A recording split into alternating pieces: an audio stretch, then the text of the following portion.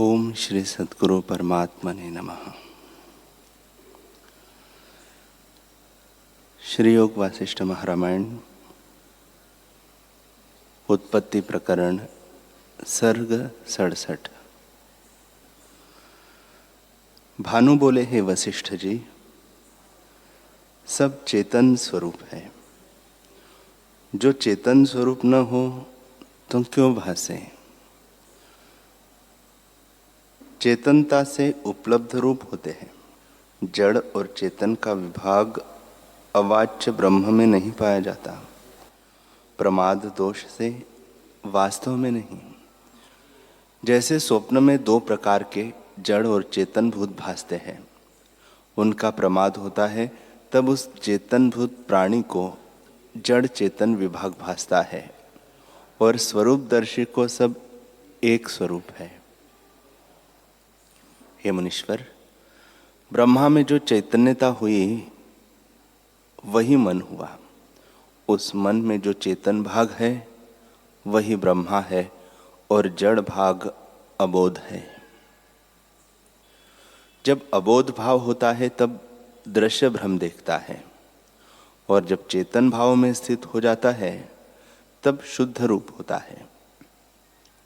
हे मुनीश्वर, चेतन मात्र में अहंकार का उत्थान दृश्य है, और परमार्थ में कुछ भेद नहीं। जैसे तरंग जल से भिन्न नहीं, तैसे ही अहम चेतना मात्र से भिन्न नहीं होता। सबकी प्रतीति ब्रह्म ही में होती है। वह परम पद है और सब दुखों से रहित है। वही शुद्ध चित्त जीव जब चैतन्य भाव को चेतता है तब जड़ भाव को देखता है। जैसे स्वप्न में कोई अपना मरना देखता है, तैसे वह चित्त जड़ भाव को देखता है। आत्मा सर्वशक्तिमान है, करता है तो भी कुछ नहीं करता, और उसके समान और कोई नहीं। हे मुनीश्वर, यह जगत कुछ वास्तव में उपजा नहीं, चित्त के फुरने से भासता है। जब चित्त की स्फूर्ति होती है तब जगत जाल भासता है, और जब चेतन आत्मा में स्थित होता है तब मन का जड़ भाव नहीं रहता। जैसे पारसमणि के मिलाप से तांबा स्वर्ण हो जाता है और फिर उसका तांबा भाव नहीं रहता, तैसे ही जब मन आत्मा में स्थित होता है तब उसकी जड़ता दृश्य भाव नहीं रहती। जैसे स्वर्ण को शोधन करने से उसका मैल जल जाता है और शुद्ध ही शेष रहता है, तैसे ही चित्त जब आत्मा में स्थित होता है तब उसका जड़ भाव जल जाता है और शुद्ध चेतन मात्र शेष रहता है। वास्तव में पूछो तो शुद्ध भी द्वैत में होता है, आत्मा में द्वैत नहीं। इससे शुद्ध कैसे हो? जैसे आकाश में फूल और वृक्ष वास्तव में कुछ नहीं होते, तैसे ही शोधन भी वास्तव में कुछ नहीं है। हे मुनीश्वर, जब तक आत्मा का ज्ञान है तब तक नाना प्रकार का जगत भासता है, और जब आत्मा का बोध होता है तब जगत भ्रम नष्ट हो जाता है। यह जगत भ्रम चित्त में है। जैसा निश्चय चित्त में होता है तैसा ही हो भासता है। इसी पर अहिल्या और इंद्र का दृष्टांत कहा है। इससे जैसी भावना दृढ़ होती है तैसा ही हो भासता है। हे वशिष्ठ जी, जिसको यही भावना दृढ़ है कि मैं देह हूं, वह पुरुष देह के निमित्त सब चेष्टा करता है, और इसी कारण बहुत काल पर्यंत कष्ट पाता है। जैसे बालक वैताल की कल्पना से भय पाता है, तैसे ही देह में अभिमान से जीव कष्ट पाता है। जिसकी भावना देह से निवृत्त होकर शुद्ध चेतन भाव में प्राप्त होती है, उसको देहादिक जगत भ्रम शांत हो जाता है। श्री वशिष्ठ जी बोले, हे रामचंद्र जी, जब इस प्रकार ब्रह्मा जी ने मुझसे कहा, तब मैंने फिर प्रश्न किया कि हे भगवान, आपने कहा कि शाप में मंत्र आदिकों का बल होता है। वह शाप भी अचल रूप है, मिटता नहीं है। मैंने ऐसा भी देखा है कि शाप से मन, बुद्धि और इंद्रियां भी जड़ भी हो जाती है, पर ऐसा तो नहीं है कि देह को शाप हो और मन को न हो। हे भगवान, मन और देह तो अनन्य रूप है।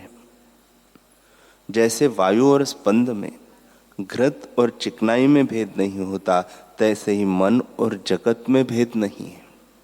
यदि कहिए कि देह कुछ वस्तु नहीं, चैतन्य ही चित्त है और देह भी चित्त में कल्पित है। जैसे स्वप्न देह मृग तृष्णा का जल और दूसरा चंद्रमा भासता है, सो एक के नष्ट हुए दोनों क्यों नहीं नष्ट होते।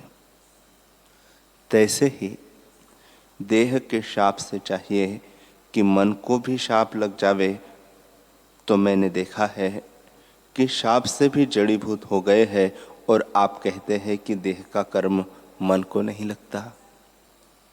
यह कैसे जानिए। ब्रह्मा बोले, हे मुनीश्वर, ऐसा पदार्थ जगत में कोई नहीं जो सब कर्मों को त्याग कर पुण्य रूप पुरुषार्थ करने से सिद्ध न हो। पुरुषार्थ करने से सब कुछ होता है। ब्रह्मा से चींटी पर्यंत जिस जिस की भावना होती है, तैसा ही रूप हो भासता है।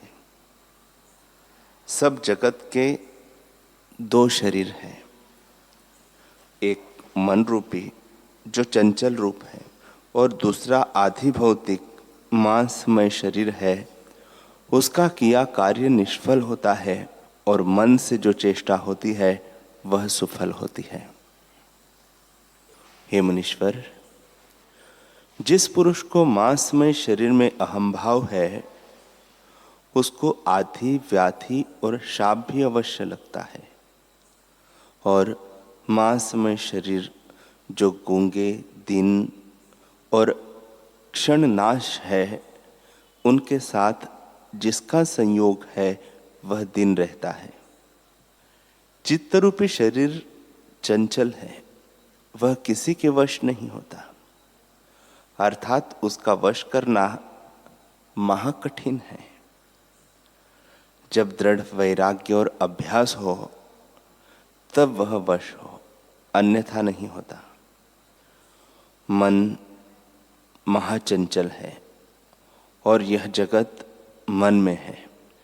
जैसा जैसा मन में निश्चय है सो दूर नहीं होता। मांसमय शरीर का किया कुछ सुफल नहीं होता, और जो मन का निश्चय है सो दूर नहीं होता। हे मुनीश्वर, जिन पुरुषों ने चित्त को आत्मपद में स्थित किया है, उनको अग्नि में डालिए तो भी दुख कुछ नहीं होता, और जल में भी उनको दुख नहीं होता, क्योंकि उनका चित्त शरीर आदि भाव ग्रहण नहीं करता, केवल आत्मा में स्थित होता है। हे मुनीश्वर, सब भावों को त्याग कर मन का निश्चय जिसमें दृढ़ होता है वही भासता है। जहां मन दृढ़ीभूत होकर चलता है उसको वही भासता है, और किसी संसार के कष्ट और शाप से चलायमान नहीं होता। जो किसी दुख शाप से मन विपर्य भाव में प्राप्त हो जावे, तो जानिए कि यह दृढ़ लगा न था, अभ्यास की शिथिलता थी। हे मुनीश्वर, मन की तीव्रता के हिलाने में किसी पदार्थ की शक्ति नहीं, क्योंकि सृष्टि मानसी है। इससे मन को समाये चित्त को परम पद में लगाओ। जब चित्त आत्मा में दृढ़ होता है तब जगत के पदार्थों से चलायमान नहीं होता। मांडव्य ऋषिश्वर को, जिसका चित्त आत्मा में लगा हुआ था, शूली पर भी खेद न हुआ। हे मुनीश्वर, जिसमें मन दृढ़ होकर लगता है उसको कोई चला नहीं सकता। जैसे इंद्र ब्राह्मण चलायमान न हुआ, तैसे ही आत्मा में स्थिर हुआ मन चलायमान नहीं होता। हे मुनीश्वर, जैसा जैसा मन में तीव्र भाव होता है उसी की सिद्धता होती है। दीर्घ तपा एक ऋषि था। वह किसी प्रकार अंधे कूप में गिर पड़ा और उस कूप में मन को दृढ़ कर यज्ञ करने लगा। उस यज्ञ से मन में देवता होकर इंद्रपुरी में फल भोगने लगा। और जैसे इंदु ब्राह्मण के पुत्र मनुष्यों के समान थे और उनके मन में जो ब्रह्मा की भावना थी, उससे वे दशों ब्रह्मा हुए और दशों ने अपनी अपनी सृष्टि रची और वह सृष्टि मुझसे भी नहीं खंडित होती। इससे जो कुछ दृढ़ अभ्यास होता है वह नष्ट नहीं होता। देवता और महर्षि आदि जो धैर्यवान हुए हैं और जिनकी एक क्षण मात्र भी वृत्ति चलायमान नहीं होती थी, उनको संसार की आधि व्याधि ताप शाप मंत्र और पाप कर्म से लेकर संसार के जो क्षोभ और दुख है नहीं स्पर्श करते थे। जैसे कमल फूल का प्रहार शिला नहीं फोड़ सकता, तैसे ही धैर्यवान को संसार का ताप नहीं खंडन कर सकता। जिसको आधि व्याधि दुख देते हैं, उन्हें जानिए कि वह परमार्थ दर्शन से शून्य हो। हे मुनीश्वर, जो पुरुष स्वरूप में सावधान हुए हैं उनको कोई दुख स्पर्श नहीं करता और स्वप्न में भी उनको दुख का अनुभव नहीं होता, क्योंकि उनका चित्त सावधान है। इससे तुम भी दृढ़ पुरुषार्थ करके मन से मन को मारो तो जगत भ्रम नष्ट हो जाएगा। हे मुनीश्वर, जिसको स्वरूप का प्रमाद होता है उसको क्षण में जगत भ्रम दृढ़ हो जाता है। जैसे बालक को क्षण में वैताल भास आता है, तैसे ही प्रमाद से जगत भासता है। हे मुनीश्वर, मन रूपी कुलाल है और वृत्ति रूपी मृत्तिका है। उस मन से वृत्ति क्षण में अनेक आकार धरती है। जैसे मृत्तिका कुलाल द्वारा घटाधिक अनेक आकार को धरती है, तैसे ही निश्चय के अनुसार वृत्ति अनेक आकारों को पाती है। जैसे सूर्य में उल्लू आदि अपनी भावना से अंधकार देखते हैं कि कितनों को चंद्रमा की किरणें भी भावना से अग्नि रूप भासती है और कितने को विष में अमृत की भावना होती है तो उनको विष भी अमृत रूप हो भासता है। इसी प्रकार कटु, अम्ल और लवण भी भावना के अनुसार भासते हैं। जैसे मन में निश्चय होता है तैसे ही भासता है। मन रूपी बाजीगर जैसी रचना चाहता है तैसे ही रच लेता है। और मन का रचा जगत सत्य नहीं और असत्य भी नहीं। प्रत्यक्ष देखने से सत्य है, असत्य नहीं, और नष्ट भाव से असत्य है, सत्य नहीं। और सत्य असत्य भी मन से भासता है, वास्तव में कुछ नहीं। श्री वशिष्ठ जी बोले, हे रामचंद्र जी, इस प्रकार ब्रह्मा जी ने जो मुझे उपदेश मुझसे कहा था वह मैंने अब तुमसे कहा है। प्रथम ब्रह्मा जो अहम शब्द पर पद में स्थित था उसमें चित्त हुआ, अर्थात अहम अस्मि चेतना का लक्षण हुआ। और उसकी जब दृढ़ता हुई तब मन हुआ। उस मन ने पंच तन्मात्रा की कल्पना की, वह तेजाकार ब्रह्म परमेष्ठी कहता है।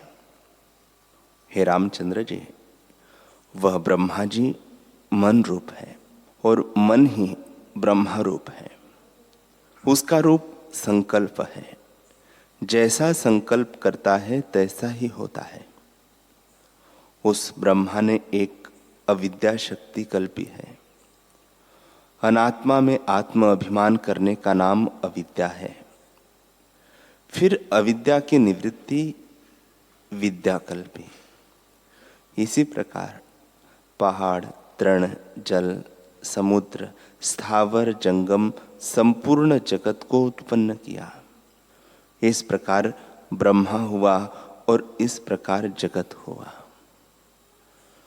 तुमने जो कहा कि जगत कैसे उपजता है और कैसे मिटता है, सो सुनो। जैसे समुद्र में तरंग उपजते हैं और समुद्र ही में लीन होते हैं, तैसे ही संपूर्ण जगत ब्रह्मा में उपजता है और ब्रह्मा में ही लीन होता है। हे रामचंद्र जी, आत्मसत्ता में जो अहम का उल्लेख हुआ है सो मन है और वही ब्रह्मा है। उसी ने नाना प्रकार का जो जगत रचा है वही सर्वचित्त शक्ति फैली है और चित्त के फुरने से ही नानात्व भासता है। हे रामचंद्र जी, जो कुछ जीव है उन सब में आत्मसत्ता स्थित है, परंतु अपने स्वरूप के प्रमाद से भटकते हैं। जैसे वायु से वन के कुंजों में सूखे पात भटकते हैं, तैसे ही कर्म रूपी वायु से जीव भटकते हैं और अध और ऊर्ध्व में घटी यंत्र किनाई अनेक जन्म धरते हैं। जब काकतालीवत सत्संग प्राप्ति हो और अपना पुरुषार्थ करे तब मुक्ति हो। इसकी जब तक प्राप्ति नहीं होती तब तक कर्म रूपी रस्से से बंधे हुए अनेक जन्म भटकते हैं और जब ज्ञान की प्राप्ति होगी तभी दृश्य भ्रम से छूटेंगे, अन्यथा न छूटेंगे। हे रामचंद्र जी, इस प्रकार ब्रह्मा से जीव उपजते और मिटते हैं। अनंत संकटों का कारण वासना ही है, जो नाना प्रकार के भ्रम दिखाती है और जगत रूपी मन की जन्म रूपी वैताल बेल वासना जल से बढ़ती है। जब सम्यक ज्ञान प्राप्त हो तब उसी कुठार से काटो। जब मन में वासना का क्षोभ मिटे तब शरीर रूपी अंकुर मन रूपी बीज से न उपजे। जैसे भुने बीज में अंकुर नहीं उपजता, तैसे ही वासना से रहित मन शरीर को नहीं धारण करता। श्री वशिष्ठ जी बोले, हे रामचंद्र जी, जितनी भूत जाति है वह ब्रह्मा से उपजी है। जैसे समुद्र में जो तरंग और बुदबुदे कोई बड़े, कोई छोटे और कोई मध्यम भाव के होते हैं, वे सब जल हैं, वैसे यह जीव ब्रह्म से उपजे है और ब्रह्मरूप है। जैसे सूर्य की किरणों में जल भासता है, अग्नि से चिंगारे उपजते हैं, तैसे ही ब्रह्म से जीव उपजते हैं। जैसे कल्प वृक्ष की मंजरी नाना रूप धारती है, तैसे ही ब्रह्म से जीव हुए हैं। जैसे चंद्रमा से किरणों का विस्तार होता है और वृक्ष से पत्र, फल, फूल आदि होते हैं, तैसे ही ब्रह्म से जीव होते हैं। जैसे सुवर्ण से अनेक भूषण होते हैं, तैसे ही ब्रह्म से जगत होते हैं। जैसे झरनों से जल के कण उपजते हैं, तैसे ही परमात्मा से भूत उपजते हैं। जैसे आकाश एक ही है, पर उससे घट मठ की उपाधि से घटाकाश और मठाकाश कहता है, तैसे ही संवेदन के फुरने से जीव कल्पना होती है।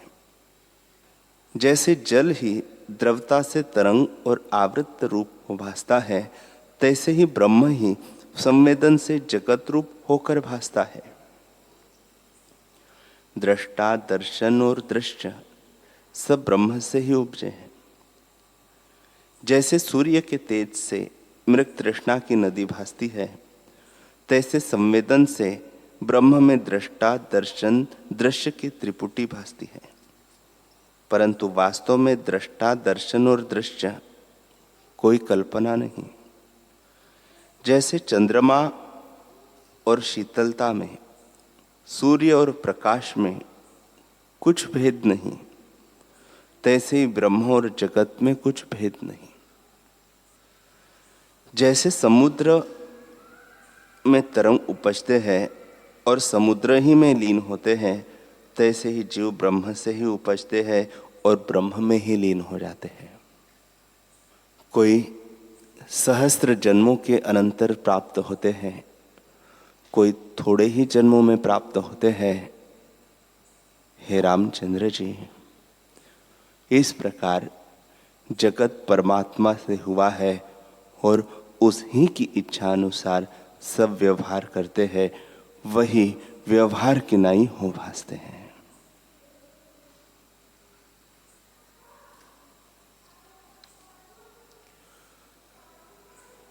हरि ओम।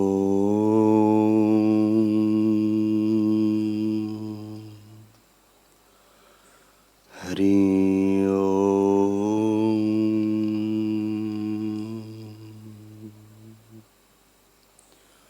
ओम सहना भवतु, सहनौ भुनक्तु, सह वीर्यं करवावहै, तेजस्विनावधीतमस्तु मा विद्विषावहै। ओम शांति शांति शांति। श्री सद्गुरुदेव भगवान की जय।